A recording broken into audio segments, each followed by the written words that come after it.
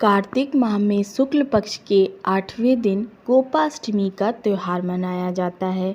यह पर्व गायों की पूजा के लिए समर्पित त्यौहार है। मान्यता के अनुसार गोपाष्टमी वह विशिष्ट दिन था जब नंद महाराज ने भगवान श्री कृष्ण और भगवान बलराम को गायों के चराने के लिए पहली बार भेजा। इस दिन से भगवान श्री कृष्ण ने गौचारण लीला शुरू की थी।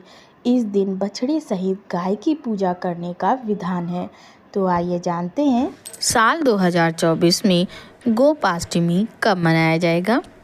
साल 2022 में गोपाष्टमी कब है, अष्टमी तिथि कब शुरू कब समाप्त। मगर उससे पहले वीडियो को लाइक कर दें और अगर मेरे चैनल पर नए आए हैं तो चैनल को सब्सक्राइब कर दें। तो चलिए वीडियो शुरू करते हैं। कार्तिक माह के शुक्ल पक्ष की अष्टमी तिथि 8 नवंबर 2024 को रात्रि 11:56 से शुरू हो रही है और अष्टमी तिथि की समाप्ति रहेगी 9 नवंबर 2024 को रात्रि 10:45 पर। उदया तिथि की मान्यता के आधार पर गोपाष्टमी 9 नवंबर 2024 दिन रविवार को मनाई जाएगी। इस दिन गाय की पूजा का मुहूर्त रहेगा सुबह 8:01 से सुबह 9:22 तक। इस दिन दोपहर की पूजा, जिसे अभिजीत मुहूर्त कहते हैं, उसका समय रहेगा दोपहर 12:05 से शाम को 4:09 तक।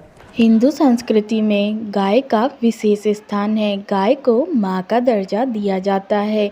जैसे एक माँ का हृदय कोमल होता है, वैसे ही गाय माता का होता है।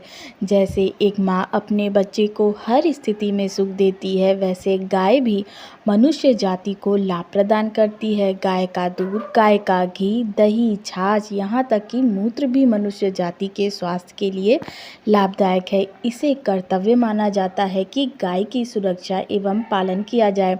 गोपाष्टमी हमें इस बात का भी संकेत देती है कि पुरातन युग में जब स्वयं श्री कृष्ण ने गौ माता की सेवा की थी, तो हम तो कलयुग के मनुष्य हैं। यह त्यौहार हमें बताता है कि हम सभी अपने पालन के लिए गाय पर निर्भर रहते हैं, इसलिए वो हमारे लिए पूजनीय है। गौ माता की सेवा करने वाले जातकों को अपने कोमल हृदय में स्थान देती हैं और उनकी हर मनोकामना पूरी करती हैं।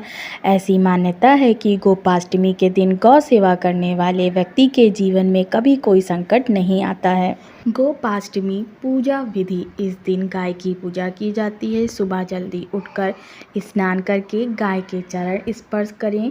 गोपाष्टमी की पूजा पूरे रीति रिवाज से पंडित द्वारा कराई जाती है। सुबह ही गाय और उसके बछड़े को नहलाकर तैयार किया जाता है, उसका श्रृंगार किया जाता है, पैरों में घुंघरू बांधे जाते हैं और अन्य आभूषण भी पहनाए जाते हैं। इस दिन गाय माता की परिक्रमा भी की जाती है। सुबह गायों की परिक्रमा करके उन्हें चराने बाहर ले जाते हैं। इस दिन ग्वालों को भी दान दिया जाता है। कई लोग इन्हें नए कपड़े देकर तिलक लगाते हैं। शाम को जब गाय घर लौटती है तब फिर उनकी पूजा की जाती है। उन्हें अच्छा भोजन दिया जाता है। खास तौर पर इस दिन गाय को हरा चारा खिलाया जाता है। जिनके घरों में गाय नहीं होती, वे लोग गौशाला में जाकर गाय की पूजा करते हैं।